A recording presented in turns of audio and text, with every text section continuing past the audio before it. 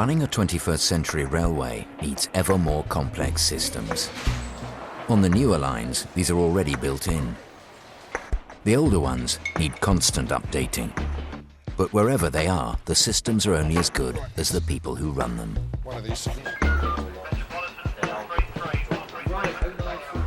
And the people who run them have to be trained. Ishmael has been waiting over 2 years to be accepted onto the train driver's course. The training will take 4 months. If he passes, his salary will almost double. Most of us, we're eager to get on the train now. Especially at busy stations. Ishmael will have a full month in the classroom before he's allowed to take the driver's seat. You have to work hard for it. The only time it becomes easy is if you know it. It's a technical thing. If you don't know it, you can't guess it. This is the master controller. It's a dead man handle. Yeah. You drop the handle and automatically the emergency brakes will come on as a safety.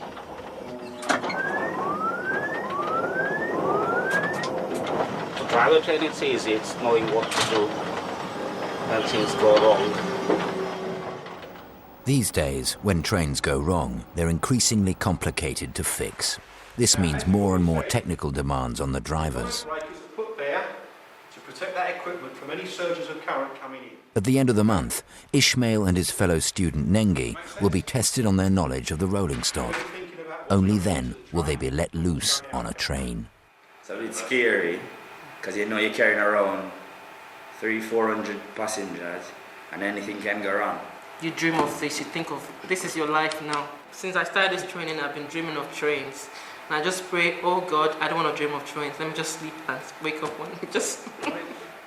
In the meantime, there's a lot of homework to do.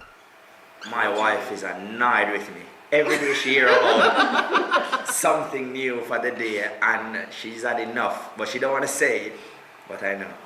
If he passes the course, Ishmael will be based at Wembley Park.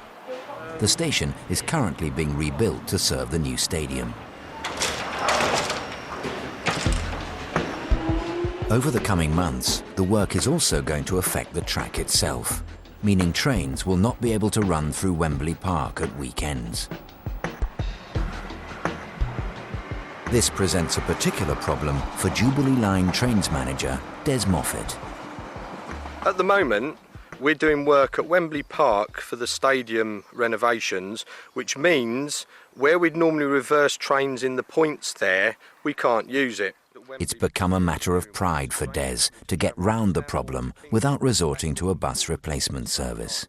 Now, under normal circumstances, we run buses, but we're not a bus operating company, we're a train operating company. So what we're doing is running trains single line between Stanmore there, Kingsbury there, which means they run up and down the same line, up the northbound, back down the northbound. Now that creates problems because all the safety equipment and the equipment related to the trains are all for trains travelling in one direction. To make Des's plans work, the points and signals that ensure the trains run safely will have to be locked shut one by one, all the way from Stanmore to Kingsbury. This is an unusual strategy, and Des's reputation depends on it working smoothly. He's got an anxious night ahead of him to ensure the track is ready for the first train of the weekend.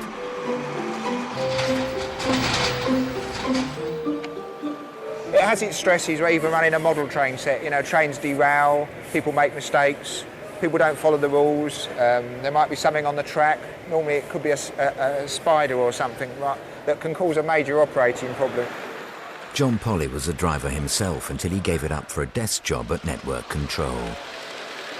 I enjoyed it, and I do miss it in a funny sort of way, but at least I've got my little trains to play with instead now, and they're much less trouble. I wouldn't have told the company, but I'd have probably spent a lot of my time driving on the Northern Line for free, but I'd never let on. It's nice to see the public come along and they recognise it as the tube, and of course a lot of them have happy memories, but I think the majority have memories of being squashed into a tube car.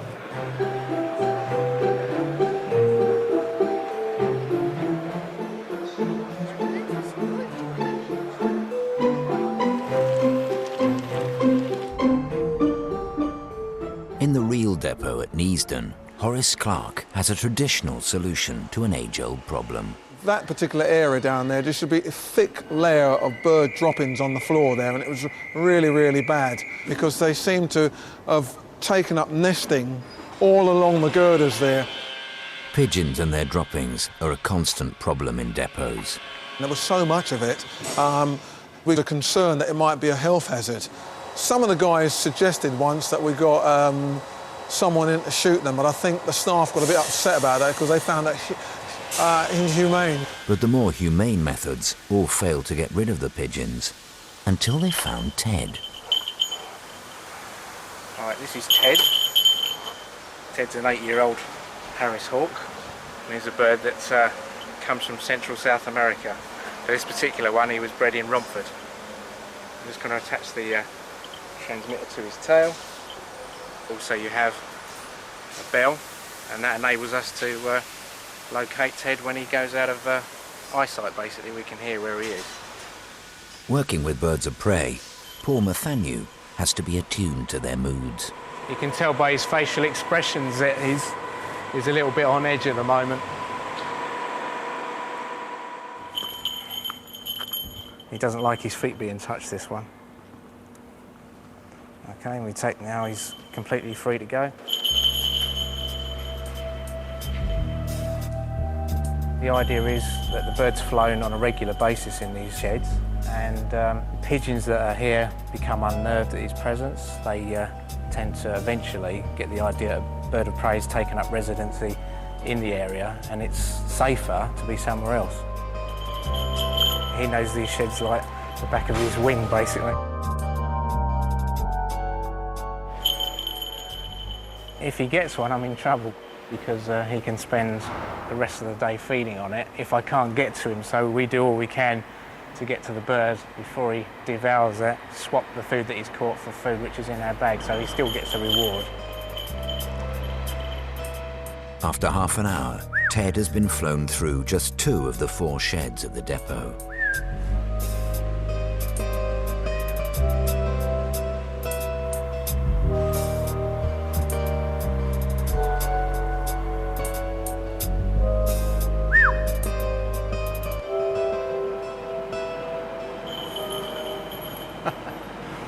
Playing me about. No, he's not here. I thought he was in front of me.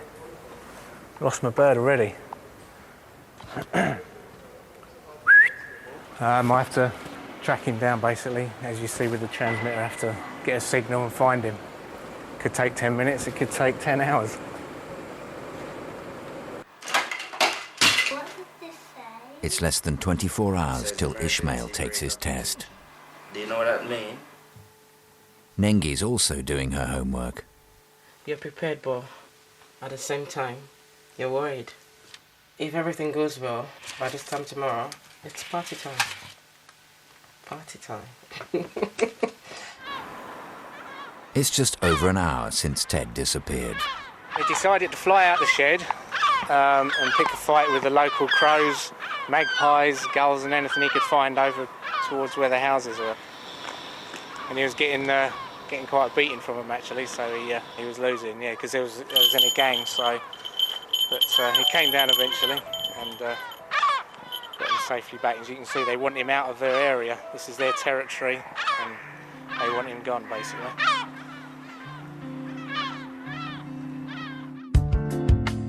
It's past midnight at Stanmore. The last train has been stabled in the yard. Des and the team are ready to start a long night securing the points for single line working.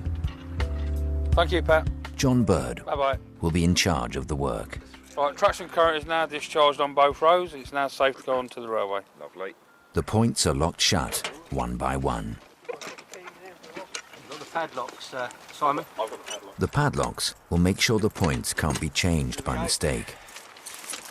Should be it, the last one's in. So we've got 4, 5, 6, 7, 8, 9, 10. That should be it. That's a single line working in now. When we get back on the platform, I shall hand it back out. The railway will be handed over to me, and then this is all mine until Monday morning. Yeah. My nightmare for 48 hours. The team have been working all night, and there's just time to get some tea before setting off on the first train of the morning. Over the weekend, it will take 35 extra staff to provide single-line working. At this time of day, they often number more than the passengers themselves. We have an obligation to all our customers, not just the ones at the busy stations. Any customer is equally important, whether they're at a busy station or a quiet station. They all have equal importance, and we're obliged to provide them with a top quality service. But the first train is barely out of the station before the top quality service breaks down. There's nothing wrong with a single line operation, but by a stroke of bad luck, this train has developed a fault and will have to go straight back into the sidings. But all the points have been padlocked shut, so this will mean undoing last night's patient work. John's not happy. So I'm going to have to take the single line out and change the train over, which is a nightmare.